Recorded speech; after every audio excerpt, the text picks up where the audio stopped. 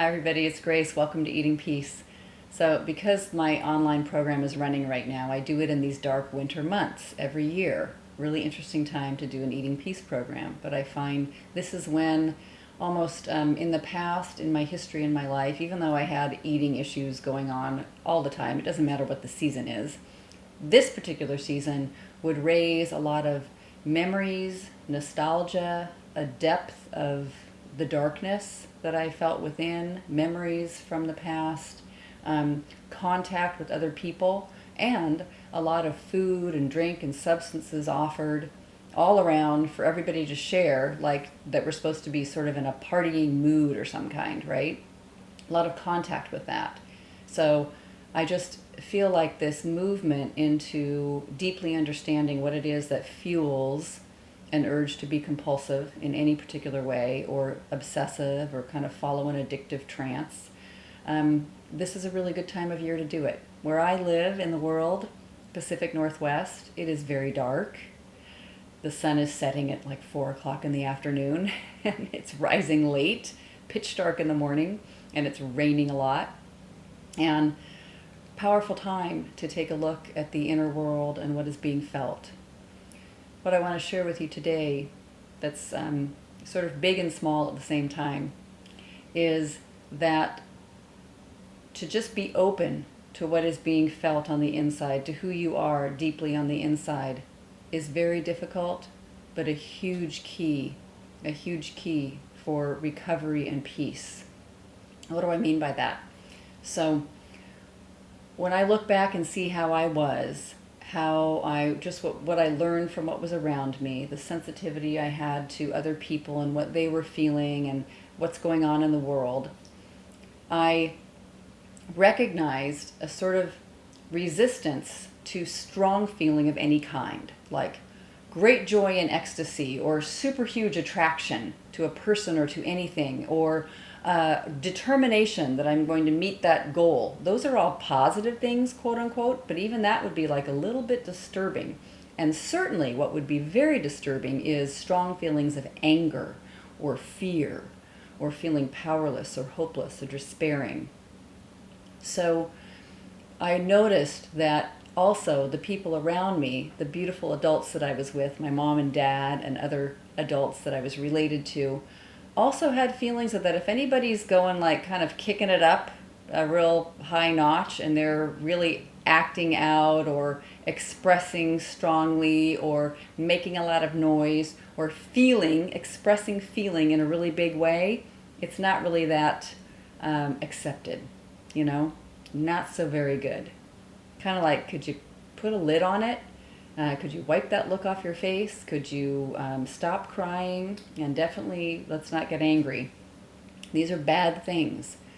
To put those kind of labels and those kinds of feelings of, I need to stop feeling this feeling, on top of regular raw feelings, feels like shame. And I love all the work that's written out there and a lot of awareness that's brought to the feeling and experience of shame. And shame can be very, very toxically tied to tons of feeling. Like, I feel ashamed if I feel angry. I feel ashamed if I feel jealous. I feel ashamed if I feel too sad. I feel ashamed if I feel self-pity. There's all these things that I used to feel deeply ashamed about. So what do we do about that? What do we need?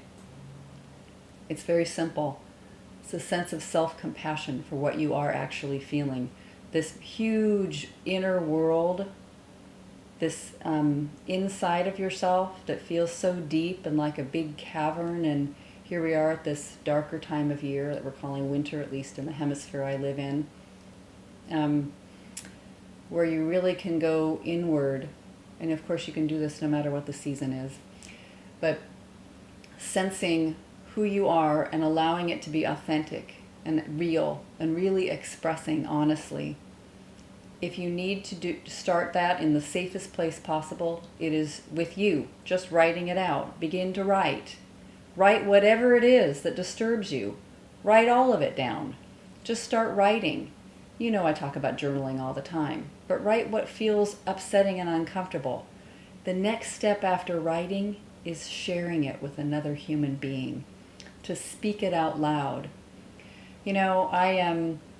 I still will go to some plays or powerful movies. I was just watching a movie the other day, and I, in one scene, found myself totally choking up and then crying with big, huge tears just rolling down my face about the beauty of this man escaping, a kidnapping situation. And it wasn't like a whodunit crime scene. It was like a reality, something that happened, and he felt like he now could be alive, and something in this character's life in the story felt like he was now free, and he understood about living life to the fullest. It's what he had been looking for.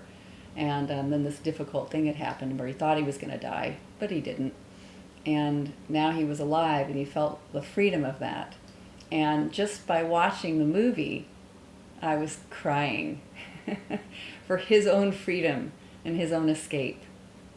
There was an amazing author called Alice Miller who wrote a book that my parents were reading when I was a teenager, and it was called The Drama of the Gifted Child. And really it was one of the great works, it is one of the great works about suppressing feelings and having access to your true feelings. And she has this great quote in it. She said, "One is free from depression," and I would add shame, but one is free from depression when self-esteem is based on the authenticity of one's own feelings and not on the possession of certain qualities. So when your self-esteem is based on your authentic feelings and how authentic they are, how willing you are to be in contact with them and appreciate them and have compassion for them, total self-compassion, instead of feeling ashamed that you feel the way you do, or like you're a loser, or you're doing something wrong. Here you are, and this is just how it is. This is how I feel. This is what's happening. To feel like you can base your own life or hold that as sacred, how you are feeling, and not think I must possess some other quality like calmness in situations at all times, or total tough Amazon woman in every situation. No. Being authentic and to base your self-esteem on that, freedom from depression. That's something I'll take. That's something that I myself have noticed. As I make friends with all the feelings that I have, letting them be here, letting it be okay that I have these feelings, and then watching what it is I think about them, watching why I have these feelings in the first place, expressing it, connecting with other people to share what it is that I'm feeling, the shame dissolves. As shame dissolves, I can guarantee it, your addictive processes will dissolve. If you can accept being who you are with the feelings you've got, whether they were very traumatic and difficult and you have a lot of fear, or if you feel embarrassed or sad or despairing, you just watch your criticism and watch the part of you that just feels like this little tiny speck of dust in the world, or whatever it is. As you watch and be okay with it and feel okay, really just accept yourself being as you are, the feeling of compulsion will drift away. Every single conversation I had, every moment that allowed me to let the feelings flow, let them come out of my throat and out of my body and up, being expressed and shared with people. As those added up all together, equal and opposite feeling to binge eat or over-exercise or hammer myself in some way or self-criticize, do all that, just fade it out. Fade it out. So try doing that today. Stop any compulsive feeling, just stop. And start to write or talk or pace and express and emote how you feel, because it is important. All right. Take good care. Lots of love.